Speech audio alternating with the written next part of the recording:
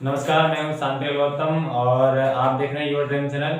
और आज हम पढ़ने वाले हैं मेटर यानी पदार्थ, है ना। पिछले क्लास में हमने इस बारे में एनालाइज किया कि पदार्थ क्या होते हैं, है ना। तो थोड़ा आज वो मैं बता देता हूँ कि पदार्थ किसी परमाणु के एक संगठित रूप को कहते हैं, यानी है ना, दो या दो से अधिक परमाणु जब आपस में मिलते हैं तो वो एक पदार्थों का निर्माण करते हैं। पदार्थ या अणु भी कह सकते हैं उसमें। तो पदार्थों का निर्माण करते हैं तो उसी को हम क्या बोलते हैं, पदार्थ। यानी पदार्थ को हम इंग्लिश में बोलते हैं मेटर।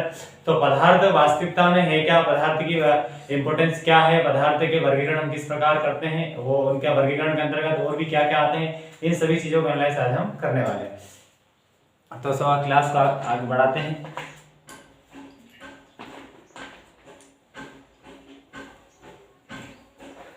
पदार्थ, तो पदार्थ को समझने से पहले हम आपको एक फ्लोर चार्ट बना के, है ना, बताएंगे कि पदार्थ की जो मूलभूत शाखाएं कौन कौन से हैं।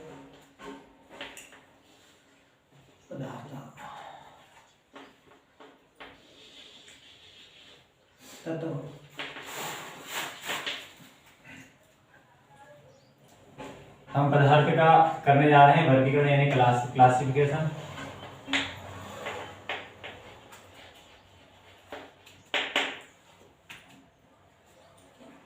तो पदार्थों के कण है ना, वो उनके मिलने के आधार पर, किसी पदार्थों के क्या है, मिलने के आधार पर हम उन्हें, है ना, एक प्रकार में डिवाइड करते हैं, अनेक प्रकारों में इसमें डिवाइड करते हैं कि भाई पदार्थ दो या दो से अधिक पदार्थ मिल रहे हैं तो वो पदार्थ एक समान है या अलग अलग है ना।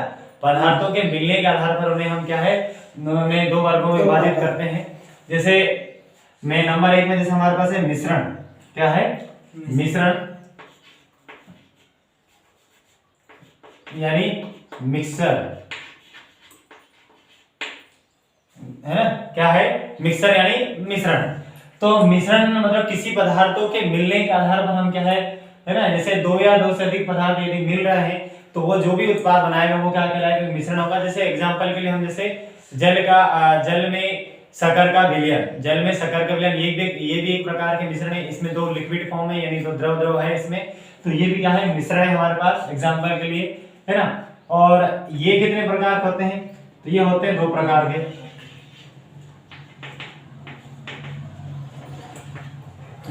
होते हैं। एक होता है होमोजेनस यानी समांगी मिश्रण।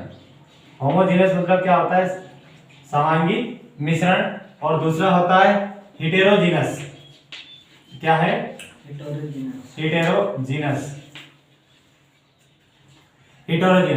तो समांगी मिश्रण और, है ना, विषमांगी मिश्रण। सो होमोजेनस यानी विषमांगी, समांगी मिश्रण क्या होते हैं, तो समांगी मिश्रण में क्या होते हैं, जिसमें जो पदार्थ के कण है ना, जिसमें पदार्थ के कण क्या है, एक समान हो, जिसमें पदार्थ के कण एक समान हो और एक दूसरे से क्या है, पूर्ण रूप से मिश्रित हो, है ना। पदार्थ के कण क्या है, एक दूसरे से पूर्ण रूप से मिश्रित हो, मतलब पूर्ण रूप से क्या, घुले हो, है ना। जैसे एग्जाम्पल के लिए मैंने क्या कहा कि जो पदार्थ के जो कण है वो एक दूसरे से पूर्ण रूप से मिश्रित हो, मतलब पूर्ण रूप से घुले हो, है ना। एग्जाम्पल के लिए हम इसमें लेते हैं, है ना, जल, है ना, जल में शुगर सॉल्यूशन यानी वाटर में शुगर सॉल्यूशन लेते हैं, शक्कर का विलयन, शक्कर का विलयन। अब यहाँ पर देखो, ये शक्कर का विलयन भी द्रव है ना, यानी द्रव है यहाँ पर भी, और ये जल भी एक प्रकार का द्रव है, दोनों ही द्रव है ना, दोनों ही क्या है, द्रव है। तो इनको जब आपस में मिलाएंगे तो ये पूर्ण रूप से मिश्रित हो जाएंगे, पूर्ण रूप से क्या होते हैं, मिल जाएंगे, है ना। और इसके अलावा एग्जांपल जैसे और भी हमारे पास, जैसे हमारा वायु यानी हवा, क्या है, वायु। अब ये वायु जो है, जैसे अब गैसीय फॉर्म का आपस में, यानी हम जैसे हमारे पास गैसों के अंतर्गत देखने जाए तो गैसों में एक हाइड्रोजन गैस है ना, हाइड्रोजन गैसों का आपस में मिलाएंगे, है ना, ये उत्पाद के रूप में H2 बनाएगा, क्या बनाएगा, H2 बनाएगा। तो दो गैसें आपस में पूर्ण रूप से मिश्रित हो गए, दो गैसें आपस में पूर्ण रूप से क्या होगा, मिश्रित हो गया, तो ये होगा, ये क्या कहलाएंगे, समांगी मिश्रण। अब देखो फिर आगे और देखें, फिर हेटेरोजीनस है ना, तो हेटेरोजीनस होते हैं, हेटेरोजीनस हम किसे कहेंगे, इसका विपरीत, होमोजेनस का विपरीत जो है हेटेरोजेनस, यानी समांगी मिश्रण के विपरीत क्या होगा, है ना, विषमांगी मिश्रण। अब जैसे यहाँ पर मैंने क्या कहा है ना, जिसमें पदार्थ के कण क्या एक दूसरे से क्या है पूर्ण रूप से मिश्रित हो, मतलब इसमें पदार्थ कण एक दूसरे से घुले हो, पूर्ण रूप से घुल जाते हैं, है ना।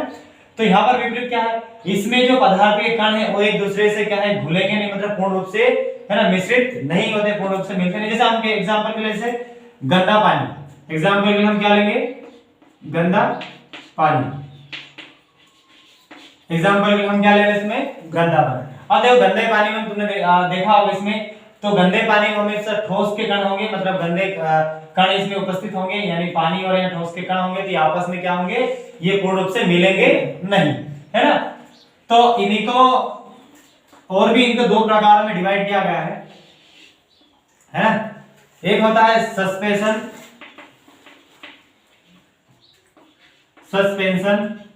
यानी निलंबन, सस्पेंशन मींस क्या होता है, निलंबन। और दूसरा होता है कोलाइड, क्या होता है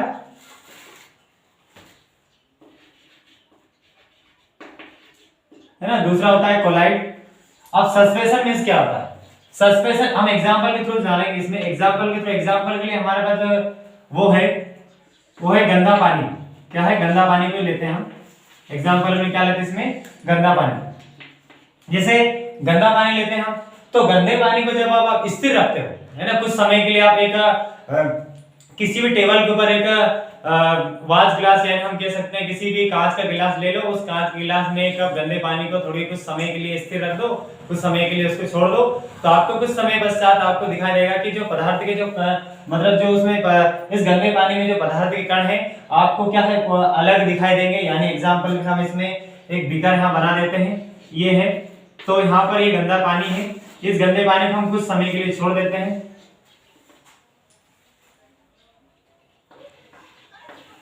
गंदा पानी है, इसको कुछ समय के लिए छोड़ देते हैं, तो हमें क्या प्राप्त होगा कि जो हमारे पास जो पदार्थ के कण हैं वो नीचे नजर आएंगे, मतलब अलग दिखाई देंगे, और पानी के जो कण है हमारे से ऊपर दिखाई देंगे। यानी हमारे पास कुछ समय तक ये जो गंदे पानी के जो कण है वो इस जो ग्लास की जो नीचे के तले में एकत्रित हो जाएगा और पानी वाले ऊपर आपको दिखाई देंगे, है ना, मतलब कुछ समय के लिए। तो कहने का तात्पर्य ये है सस्पेंशन यानी निलंबन किसे कहेंगे, जिन्हें स्थिर रखने पर उनके कण अलग हो जाते हैं, है ना, और जिन्हें हम आसानी से देख सकते हैं, है ना, जिन्हें हम अपनी आंखों से आसानी से देख सकते हैं। अब इसी बात इसके विपरीत अगर यहाँ कोलाइड की बात करें, तो कोलाइड के एग्जांपल में हम लिखते हैं दूध, मिल्क, है ना, एग्जांपल में हम क्या लेते हैं, दूध यानी मिल्क। तो दूध को आप कुछ समय के लिए आप इसको एक गिलास में रखकर स्थिर रखते हैं, इसे हम कुछ समय के लिए। तो ये जो दूध है आपको इसको कुछ समय के लिए स्थिर रखने पर इसके कण कभी अलग नहीं होंगे, है ना, कोई एक स्थिर रखने पर इसके कण क्या अलग नहीं होंगे, है ना, जिन्हें तब उन कणों को हम क्या आसानी से देख नहीं सकते, है ना, उन दूध के कणों को आसानी से देख नहीं सकते, ये क्योंकि ये बहुत सूक्ष्म होते हैं ना, बहुत छोटे आकार वाले कण होते हैं। तो अब यहाँ पर मैंने क्या कहा यहाँ पर कि जो दूध के जो कण है इन्हें स्थिर रखने पर ये अलग नहीं होते, तो इन्हें हमें देखने के लिए किसकी सहायता लेना पड़ेगा, ये हमें इनको देखने के लिए माइक्रोस्कोप की सहायता लेना पड़ेगा। किसका, माइक्रोस्कोप मतलब सूक्ष्मदर्शी, है ना, किसकी सहायता लेना पड़ेगा, सूक्ष्मदर्शी, है ना। दूध को कुछ समय तक दूध के कणों का भी हमें देखना है तो हमें किसकी सहायता लेना, सूक्ष्मदर्शी का, मतलब इन्हें नग्न आंखों से देखना संभव नहीं है ना, ये है। अब इसके अंतर्गत हम और यहाँ पर पदार्थ के वर्गीकरण और क्लासिफिकेशन एक और देखते हैं, वो दूसरा होता है प्योर मेटर यानी शुद्ध पदार्थ, प्योर मेटर यानी शुद्ध पदार्थ। तो शुद्ध पदार्थ के एग्जांपल हम क्या क्या लेते हैं, शुद्ध एग्जांपल में इसका एग्जांपल में लेते हैं हम ग्लूकोज, सोना, चांदी, है ना, तांबा, पीतल एक्स्ट्रा हो सकते हैं और भी, है ना, और भी हो सकता है, प्योर ये मेटर है ना। तो प्योर मेटर के अंतर्गत ये भी इनको भी अलग अलग प्रकारों में डिवाइड किया गया है इनकी शुद्धता के आधार पर।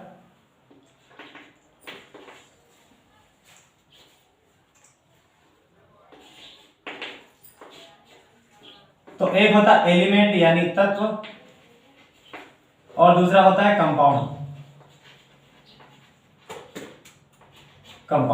है ना, यानी यौगिक। कंपाउंड मींस क्या होता है, यौगिक।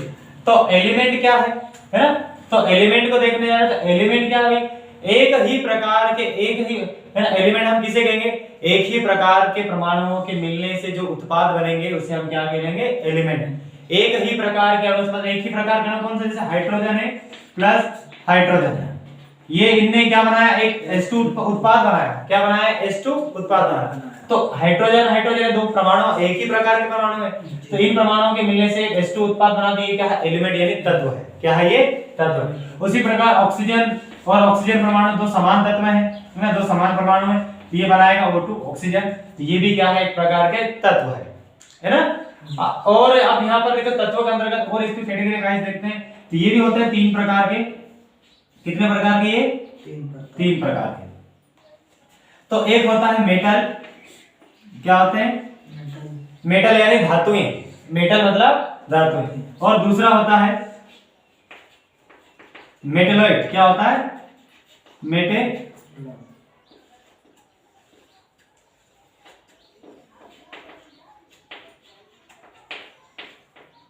मेटेलॉइड है ना, मेटेलॉइड। और दूसरा होता है नॉन मेटल्स, क्या होते हैं, नॉन मेटल्स, नॉन मेटल्स। देखो अब यहाँ पर मैं मेटल्स के बारे में थोड़ी जानकारी आपको देता हूँ। तो मेटल्स क्या होते हैं, धातुएं होते क्या है, तो धातुएं बता दूं आपको कि धातुएं विद्युत की सुचालक होती है, मतलब जैसे विद्युत धारा प्रवाहित होती है। एग्जांपल के हमारे घरों में यूज होने वाला जो एल्यूमिनियम का तार है, जिसके द्वारा विद्युत धारा को प्रभावित करते हैं, हमारे घरों तक हम उसको ले आते हैं, है ना। तो मेटल, तो और मेटल क्या होती है, विद्युत की सुचालक होती है। उसके साथ साथ क्या होती है, ये इन्हें हम दूसरे आकार में परिवर्तन कर सकते हैं, मतलब हम कह सकते हैं ये विद्युत की, ये क्या होती है, आघात वर्धनीय होती है। और इनके अलावा और भी क्या क्या है, इनके गुणधर्म क्या क्या हो सकते हैं, जैसे ये इन्हें तन्य है ना, इन्हें हम दूसरे चादरों में इसको भारी आघात करके से दूसरे अलग चादरों में इसको हम डिवाइड कर सकते हैं, मतलब ये क्या होती है, ये तन्य होती है। क्या होती है, इनमें तन्यता गुण होते हैं। और ये कैसे होते हैं, ये इनमें ये रंगीन होते हैं, मालूम सोना चांदी ये सारे चीज रंगीन होते हैं, है ना। और ये ध्वनियां उत्पन्न करते हैं, हम किसी पदार्थ किसी धातुओं को जब हम आघात कराते हैं वो ध्वनियां उत्पन्न करते हैं, है ना। तो ये कुछ बातें हैं। और फिर आते हैं इसके, ये धातुओं को, अब पूरे आवर्त सारणी में हम धातुओं की बात कर रहे हैं, तो धातुएं कितनी होती, तो पूरी आवर्त सारणी में हमारे पास धातुओं की संख्या होती है 91। धातु की संख्या कितनी होती है, 91। अब उसके बाद हम मेटलॉइड को देखें, तो मेटलॉइड के अंतर्गत हम देखें तो मेटलॉइड जो होता है, जो धातु और अधातु दोनों का गुण प्रदर्शित करते हो, यानी उपधातु। मेटलॉइड मींस क्या होता है, उपधातु। जो धातु और अधातु दोनों का गुण प्रदर्शित करते हैं, हम उसको क्या बोलेंगे, उपधातु। तो उपधातु है टोटल कितने होंगे, 7 होंगे। कितने होंगे, 7। और इनकी जो टेढ़ी मेढ़ी गति है, क्या है, इनकी टेढ़ी मेढ़ी जो गति है ना, इनकी जो टेढ़ी मेढ़ी जो रेखा है, वो धातु और अधातु दोनों को क्या है, आवर्त सारणी में इसको विभाजित करती है। क्या करती है ना। मेटलॉइड जो हमारे पास आवर्त सारणी में इनकी जो संख्या होती है, कितनी होती है, 7। ये आवर्त सारणी में क्या होता है, ये धातु और अधातु दोनों को क्या है, विभाजित करती है। आप यानी उपधातु से आगे की ओर अगर देखा जाए तो हमारे पास नॉन मेटल यानी आधातु है, तो आधातु की जो संख्या कितनी होती है, तो आधातु की जो संख्या होती है 20। कितनी होती है, 20। अब यहाँ पर एक बातें और भी है। अब मेटलॉइड के अंतर्गत हम देखते हैं इसमें, तो जो मेटलॉइड होता है ना, पूरे आवर्त सारणी में हमें पता है, पूरे आवर्त सारणी पूरे पीरियोडिक टेबल में हमारे पास जो पूरी पीरियोडिक टेबल पूरे है ना, पीरियोडिक टेबल में तत्वों की जो संख्या होती है 118 होती है। कितनी होती है, 118। अब 118 में से प्रकृति द्वारा यानी हमारे एनवायरनमेंट द्वारा जो प्रदान किए गए तत्वों की जो संख्या होती है, कितनी होती है, 94। और मानव द्वारा निर्मित तत्वों की संख्या कितनी होती है, 24। ये भी हमें पता होना चाहिए, है ना। अगर आप किसी बड़े एग्जाम की तैयारी कर रहे हो तो आपको इन बातों को, छोटी छोटी बातों को लेके चलना है, ताकि भविष्य में अगर ऐसी कुछ चीजें सामने आ जाए तो उन क्वेश्चनों का आंसर हम आसानी से दे सके। तो ये है, तो इतनी जानकारी यहाँ पर। अब यहाँ पर कंपाउंड की बात करें हम, किसकी, कंपाउंड यानी यौगिक। तो कंपाउंड यौगिक, तो मैंने यहाँ कहा एक यहाँ पर तत्व किसे कहेंगे, एक ही प्रकार के परमाणु से जो उत्पाद प्राप्त होंगे हम उससे क्या बोलेंगे, एलिमेंट यानी तत्व के। एग्जांपल के लिए H2O2 दिया है यहाँ पर। अब कंपाउंड को देखें तो कंपाउंड में क्या होगा, जैसे यहाँ पर एक ही परमाणु मतलब एक ही प्रकार के परमाणु से तो एक उत्पाद बना, तो यहाँ पर जो उत्पाद बनेगा वो अलग अलग परमाणु से बनेंगे। एग्जांपल के लिए जल H2O। अब यहाँ पर H2O जो बना है, हमारे पास जो जल बना है, इसके जल कैसे बने, जैसे हाइड्रोजन प्लस ऑक्सीजन से क्या बना, कौन सा उत्पाद बना, H2O उत्पाद बना यानी जल बना। तो यहाँ पर देखो अलग अलग परमाणु है, क्या है, एक H2 है और यहाँ पर ऑक्सीजन परमाणु। तो ये ऑक्सीजन परमाणु आपस में इनने आपस में रिएक्शन कर इनका आपस में संयोजन से कॉम्बिनेशन से हमारे पास क्या प्राप्त हुआ, H2O प्राप्त हुआ। H2O यानी जल के अणु होते हैं, है ना। तो ये क्या कहलाएंगे, यौगिक, यानी हम कंपाउंड यानी यौगिक किसे कहेंगे कि दो अलग अलग परमाणुओं के मिलने से जो उत्पाद प्राप्त होंगे उन्हें हम कंपाउंड यानी यौगिक कहेंगे। इतनी बात समझ में आया। अब यहाँ पर और भी बातें, यहाँ पर अब होमोजेनस हम, है ना, अब इनके प्रकार भी हम देखे जाए तो ये जो होमोजेनस यानी समांगी मिश्रण होते हैं इन्हें भी अलग अलग प्रकारों में डिवाइड किया गया होमोजेनस मिश्रण को। एक होते हैं ठोस, है ना, एक होते हैं ठोस, यानी ठोस को हम कहते हैं सॉलिड, क्या कहेंगे हम, सॉलिड। और दूसरे को हम बोलते हैं लिक्विड, क्या कहेंगे, लिक्विड यानी द्रव, लिक्विड यानी द्रव। और दूसरा होता है गैस, है ना। अब इनके बारे में हम थोड़ा आगे एनालाइज करेंगे, इनको मिटाने के बाद थोड़ा देखेंगे अब इसमें। उम्मीद है आपको समझ में आ रहा होगा कि हम पदार्थ को किस प्रकार से मतलब उसको क्लासिफाई कर सकते हैं, है ना। तो ये इतनी जानकारी है इसमें। अब आगे देखते हैं हम होमोजेनस के प्रकारों को देखते हैं, ठोस द्रव यानी गैसों को देखते हैं हम इसमें कि ये जो इनकी जो अवस्था है किस प्रकार से परिवर्तन होते हैं, है ना। इनकी जो स्टेज होती है ये किस प्रकार चेंजेस होते हैं और किस प्रकार ठोस से द्रव में, द्रव से गैस में और गैस से द्रव में और द्रव से सॉलिड में किस प्रकार परिवर्तन होते हैं, हम इन चीजों को जानेंगे। यानी होमोजेनस मिक्सचर को हम देख रहे हैं यहाँ पर, है ना, होमोजेनस मिक्सचर को देख रहे हैं। तो होमोजेनस मिक्सचर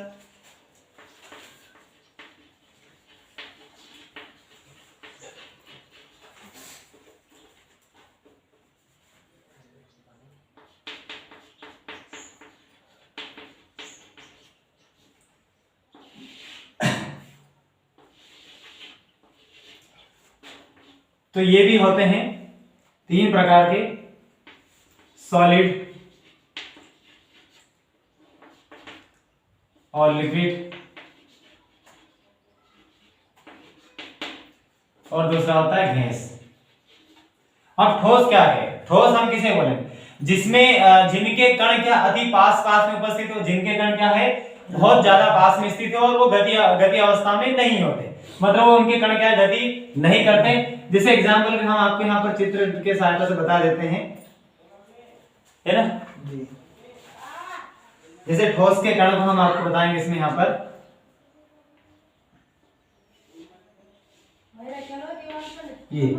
ये ठोस के कण है यहाँ पर, ये इस प्रकार से इनके जो कण हैं बहुत ज्यादा नजदीक होते हैं और ये क्या गति नहीं करते, अर्थात ये विराम अवस्था में पाए जाते हैं, है ना। ये ठोस है, एग्जाम्पल के ठोस में सोना, चांदी, लोहा, ये सारी चीजें ठोसी पदार्थ हैं, ये हमें पता होना चाहिए, इसके बारे में जानकारी थोड़ा।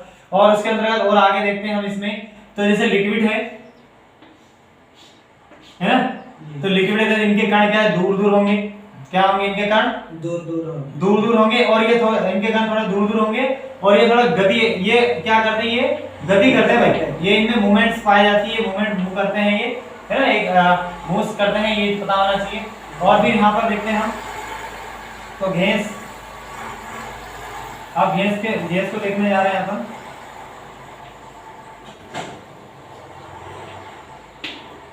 तो गैस को हम देखते हैं, देखिए जो गैस के जो कण हैं ये बिल्कुल नजदीक होते हैं, इन्हें यदि किसी भी पदार्थ में यदि रख दिया जाए तो उस पदार्थ में पूर्ण रूप से ये फैल जाते हैं और जो भी विकार हो या जो गिलास जो भी लेते हैं हम कोई सी कोनिकल फ्लास्क ले लेते हैं, कुछ भी ले लेते हैं, तो वो पूर्ण रूप से क्या होते हैं, वो उस पदार्थ या ग्लास में या कोनिकल फ्लास्क में पूर्ण रूप से फैल जाते हैं, है ना जी, पूर्ण रूप से क्या फैल जाते हैं। और इनके जो कण हैं बहुत ज्यादा दूर दूर होते हैं, है ना, इनके कण क्या बहुत ज्यादा दूर दूर होते हैं, ये हमें पता होना चाहिए।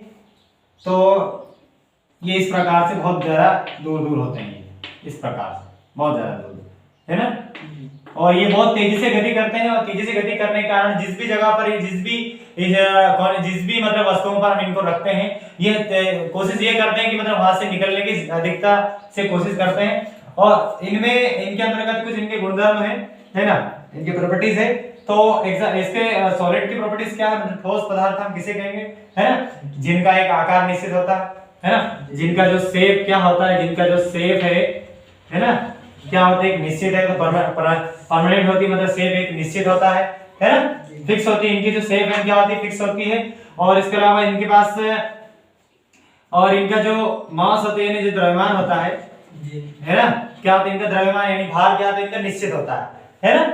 और इसके अलावा द्रव्यमान क्या होता है इसका निश्चित होता है, और ये क्या गति नहीं करते। अब इधर देखो, अब यहाँ पर इनका देखने जाए शेप का, तो इनका जो शेप है, इनकी जो आकृति क्या होती है, फिक्स नहीं होती, मतलब वो निश्चित नहीं होती है ना। एग्जांपल के लिए हम एक बीकर में हम ऐसे यहाँ पर वाटर ले लेते हैं, है ना। एक हमारे पास जो एक छोटे से हमारे पास जो ग्लास है, इस ग्लास में वाटर ले लेंगे और फिर इसको दूसरे उसमें ग्लास में हम इसको डालेंगे तो ये आकार इसके परिवर्तन हो जाएंगे। यानी हम 1 लीटर ले लेते हैं, कितने 1 लीटर हमने वाटर लिए, इस एक वाटर लिए हमने पहले वाले बेस में यहाँ पर जो भी पदार्थ है यहाँ पर जो दिए हैं हमने इस ग्लास में रखा, फिर दूसरे ग्लास में और रखे जो लंबाई वाले है ना, ब्यूरेट जिस प्रकार से कह सकते हैं। तो इसमें लिए हमने, अब इसमें लेने पर ये 1 लीटर में 1 लीटर ही रहेगा। फिर इसे दूसरे यानी परात में ले लेते हैं हम, है ना, वैसे परात में कि आकार में परिवर्तन हुआ, है ना, इस प्रकार। मतलब इनका जो आकृति तो सेम रहते हैं, द्रव की क्या है इनका आकृतियां सेम रहते हैं, मगर हम जब उनको अलग अलग पदार्थों से उसके गुजारे जाते हैं, मतलब 1 लीटर जल को क्या है 1 लीटर जो हमारे पास जो वाटर दिए इनको अलग अलग पदार्थों से जब इनको कन्वर्ट कर परिवर्तन करते जाएंगे तो उनमें आकृतियां परिवर्तन होते जाएंगे। मगर देखो लीटर है, 1 लीटर आयतन है, यहाँ पर इनकी जो मास है लीटर में जो आयतन है वो निश्चित होती है, इतनी बात है ना, इतनी बात समझ में आना चाहिए। फिर घेस है, इनका ना ही तो शेप फिक्स होता है और ना ही इनका यहाँ क्या द्रव्यमान फिक्स होता है ना। द्रव्यमान होता है मास यानी भार होता है इनका, ये इनका क्या होता है फिक्स नहीं होता है ना, क्यों घेस का ना ही कोई आकार जैसे वायु, ना तो इसका कोई रंग है, ना रूप है, ना कोई आकृति है, और ना ही इसका किसी प्रकार का इसका द्रव्यमान यानी भार है इसका, है ना। इतनी बात समझ में आया। अब हम यहाँ पर कुछ एक एग्जांपल के यानी हम बर्फ का एग्जांपल लेके हम इसको समझेंगे आगे। उम्मीद है आपको समझ में आ रहा होगा। देखो अब यहाँ पर हम इस चीजों को कन्वर्ट करते हुए देखेंगे यहाँ पर। तो पहले है ठोस,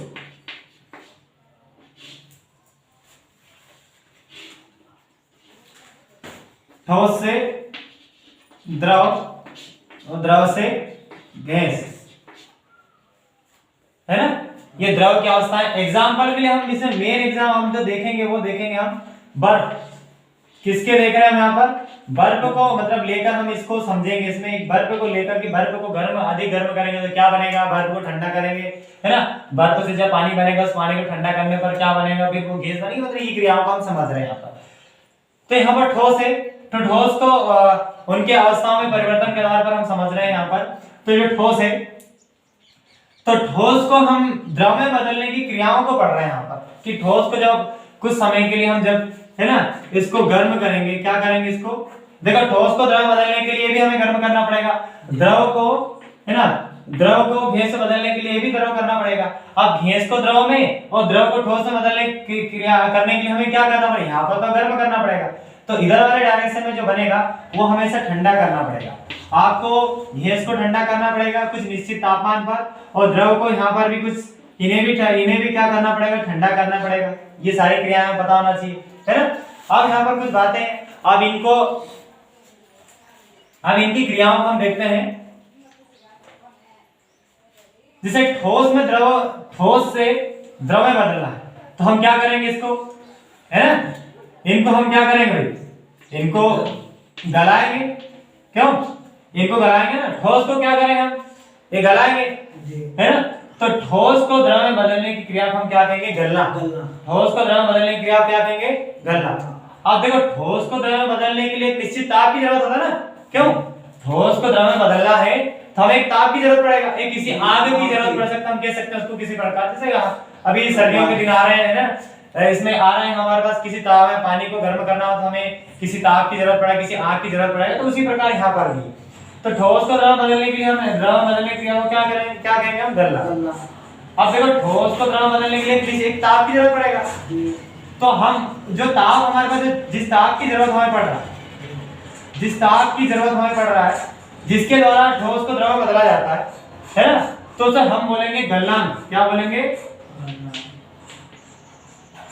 क्या कहेंगे हम, गलनांक। कहने के तात्पर्य ये है वह ताप, है ना, वह ताप जिसके द्वारा ठोस को द्रव में बदला जाता है, वह ताप जिसके द्वारा ठोस को द्रव में बदला जाता है उसे हम क्या बोलेंगे, गलनांक। देखो ठोस को द्रव में बदलने के लिए हमें ताप की जरूरत पड़ेगा, तो वो ताप एक निश्चित अनुमान में होगा, वो 0 डिग्री सेंटीग्रेड से 100 डिग्री सेंटीग्रेड के मध्य होगा, है ना। तो हमें ताप की जो जरूरत पड़ेगा, जिस ताप की जरूरत पड़ेगा हम उसको क्या बोलेंगे, गलनांक। तो गलनांक इंग्लिश में हम जिसको बोलते हैं मेल्टिंग पॉइंट, क्या बोलेंगे हम, मेल्टिंग पॉइंट यानी एमपी, मेल्टिंग पॉइंट। तो ये इतनी बात समझ में आया इसमें, है ना। अब द्रव को देखते हैं, अब द्रव को गैस से बदलने की क्रियाओं को देखते हैं हम यहाँ पर। तो द्रव को गैस से बदलने की क्रिया को क्या करेंगे, क्या कहेंगे हम कहेंगे वाष्पीकरण। क्या कहेंगे हम, वाष्पीकरण। अब वाष्पीकरण में मीन्स होता है वेपोराइजेशन। क्या कहेंगे हम, वेपोराइजेशन। वेपोराइजेशन यानी वाष्पीकरण। द्रव से गैस में बदलने की क्रिया हम क्या बोलेंगे, वाष्पीकरण यानी वेपोराइजेशन। अब देखो द्रव को गैस से बदलने के लिए भी हमें कुछ ताप की आवश्यकता पड़ेगा। द्रव को गैस से बदलने के लिए भी हमें किसी ताप की जरूरत पड़ेगा ना। तो हम क्या कहेंगे, वह ताप जिसके द्वारा द्रव को गैस में परिवर्तित किया जाता है, यानी द्रव को गैस में बदला जाता है, तो उसे हम बोलते हैं क्वथनांक। क्या बोलेंगे हम, क्वथनांक। यानी हम जिसको बोलते हैं, है ना, बॉइलिंग पॉइंट यानी बीपी। देखो यहाँ पर ठोस को द्रव में बदलने के लिए हम चीजों को हम क्या कराएंगे, गलाएंगे बर्फ को, और यहाँ पर द्रव को गैस से बदलने के लिए हम क्या करेंगे, उबालेंगे द्रव को। क्या करेंगे, उबालेंगे, है ना। तो उबलने की क्रिया को क्वथन शब्द बोले, उबलने की क्रिया को क्वथन शब्द बोलेंगे, है ना। तो हम क्या बोल रहे हैं यहाँ पर कि द्रव को गैस से बदलने की क्रिया को क्या करेंगे, वाष्पीकरण यानी वेपोराइजेशन। और जिस ताप के द्वारा द्रव को गैस में बदला जाता है उसे हम बोलते हैं क्वथनांक यानी बीपी। क्या बोलेंगे, बीपी यानी बॉइलिंग पॉइंट। बीपी मींस क्या होता है, बॉइलिंग पॉइंट इंग्लिश में जिसको बोलते हैं। अब यहाँ पर और कुछ बातें, अब गैस को द्रव में बदला है, अब विपरीत क्रिया, इसकी विपरीत क्रिया देखते हैं। अब गैस को द्रव में बदलेंगे, तो गैस को द्रव में बदलने के लिए क्या करेंगे हम, जैसे हमने एग्जांपल बताया भाई, जैसे यहाँ पर गैस के जो कण दूर दूर रहेंगे, क्या करेंगे हम, गैस के कण क्या होते हैं भाई, दूर दूर रहते हैं ना, गैस के कण दूर दूर रहते हैं। तो गैस के कण को हमें पास पास लाना है। द्रव को बनाने के लिए क्या करेंगे भाई, पास पास लाना। जो गैस के जो कण हैं, ये जो गैस को द्रव बदलने के लिए जो हमारा द्रव है ना, इनको हम क्या करेंगे, किसमें परिवर्तित करेंगे, है ना, द्रव में। गैस को यदि द्रव बनाना है तो गैस के कण को क्या पास पास लाना पड़ेगा। कहां पर लाना पड़ेगा, पास पास कण, हमने पढ़ा अभी द्रव के, है ना। तो पास पास लाना पड़ेगा, तो हम क्या करेंगे इसमें, तो गैस के जो कण है वो द्रवित होकर क्या करें, गैस के कण क्या है, द्रवित होकर द्रव में परिवर्तित हो जाती है। क्या कहलाती है, द्रवित होकर द्रव में परिवर्तित हो जाती है ना। तो इसी को हम बोलते हैं द्रवण भी बोलते हैं, और इसी का एक नाम है संघनन। क्या करेंगे हम, संघनन, जिसमें कण आपस में पास पास आ जाते हैं तो द्रव में परिवर्तित हो जाती है। तो संघनन मींस हम इंग्लिश में क्या बोलते हैं, कंडेंसेशन। क्या बोलेंगे, कंडेंसेशन। तो गैस को द्रव में बदलने की क्रिया को हम क्या बोलते हैं, कंडेंसेशन यानी संघनन। मतलब इसमें गैस के कणों को क्या है, पास पास में लाया जाता है, पास पास में लाने से हमारे पास द्रव, है ना, द्रव बन जाती है ना। तो इस क्रिया को हम क्या बोलेंगे, गैस से द्रव में बदलने की क्रिया को हम क्या बोलेंगे, संघनन। अब आते हैं फिर यहाँ द्रव, है ना, द्रव को देखते हैं यहाँ पर। अब द्रव से ठोस में परिवर्तित करना है हमें, द्रव से क्या करना है, द्रव से ठोस में बदलना है। तो द्रव से ठोस में बदलने की क्रिया को हम कहते हैं, क्या करेंगे भाई, है ना, फ्रीज में हमने यूज किया ना, हमने हमारे घरों में फ्रीज का यूज किया जाता है ना, ये जाते हैं।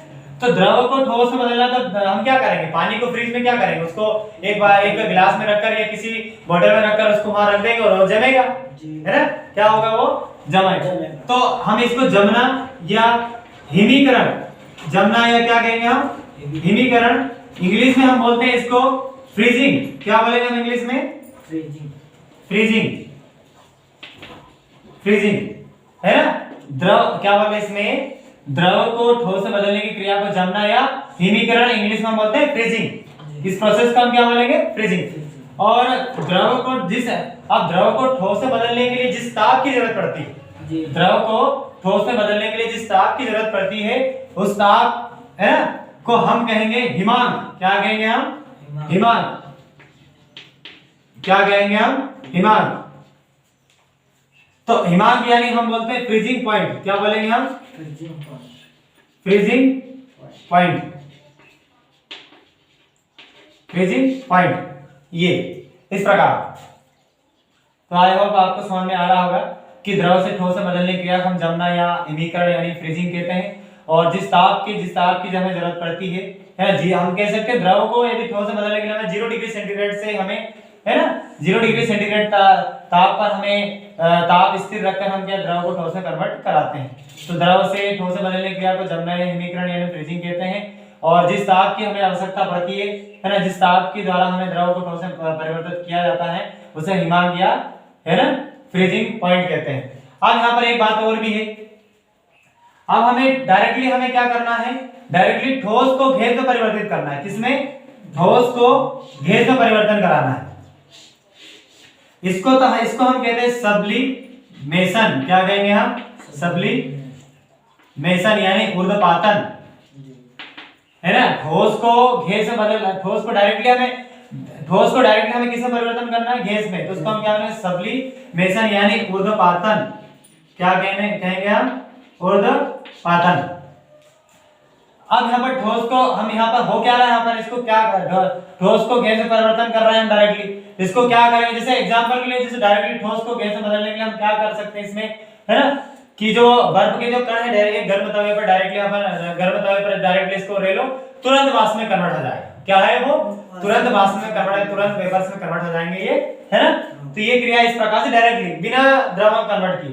तो क्या करें इसमें, है ना, जब पदार्थ के कण क्या है, मतलब ठोस बगैर द्रव में परिवर्तित किए बिना, जब ठोस को बिना द्रव में परिवर्तित किए बिना डायरेक्टली गैस में परिवर्तित किया जाता है, तो इस क्रिया को हम कहते हैं ऊर्ध्वपातन। यानी ठोस को बिना द्रव में परिवर्तित किए बिना डायरेक्टली गैस में परिवर्तित कर देते हैं, तो उस क्रिया को हम क्या बोलते हैं? ऊर्ध्वपातन, सब्लिमेशन, है ना। तो ये था पदार्थ के वर्गीकरण, है ना।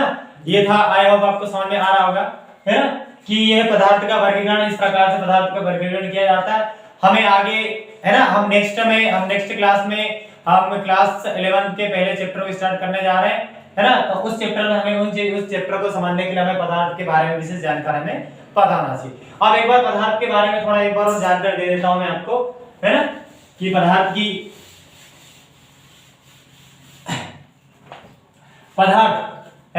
की जानकारी हम और एक बार दे देते हैं। तो पदार्थ क्या है? तो द ग्रुप ऑफ एटम।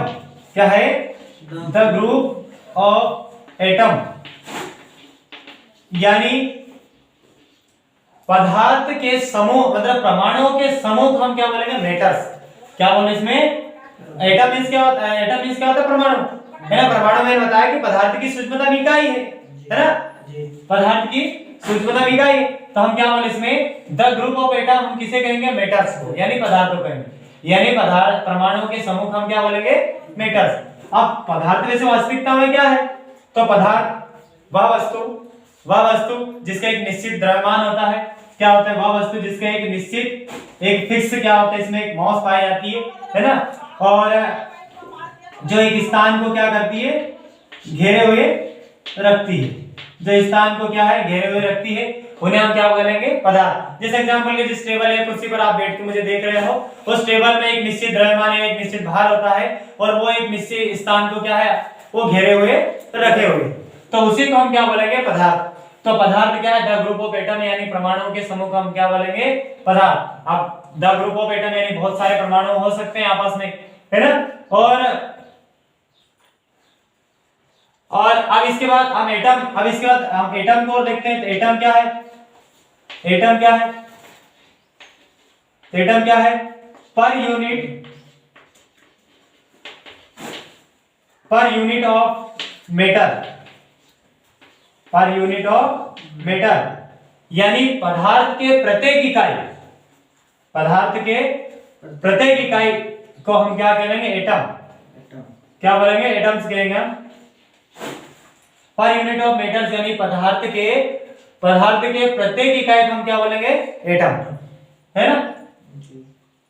तो इसी के साथ आज का ये जो पदार्थ वाला जो सेशन समाप्त हुआ, है ना।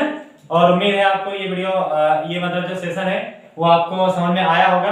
और हम कोशिश करेंगे कि केमिस्ट्री के जितने भी मुश्किल वाले जो चैप्टर है उनको आसान है इजी वे में आपको समझा पाए, है ना। और अब नेक्स्ट में हम पढ़ेंगे रसायन विज्ञान की मूलभूत अवधारणाएं, यानी क्लास 11th का पहला चैप्टर कि रसायन विज्ञान क्या होती है, रसायन विज्ञान की खोज किसने किया, रसायन विज्ञान की इंपॉर्टेंस क्या है ना। रसायन विज्ञान किन किन क्षेत्रों में इसका उपयोगिता है और हमारे जीवन में रसायन विज्ञान का क्या रोल है, ये है ना, इन चीजों को हम जानेंगे। तो थैंक यू, है ना, थैंक यू वेरी मच, है ना। आपका दिन शुभ रहे, है ना। यदि हमारी ये वीडियो यदि आपको पसंद आई हो तो वीडियो को लाइक एंड शेयर करें ताकि आने वाली वीडियो की नोटिफिकेशन सबसे पहले आप तक पहुंच सके। Thank you.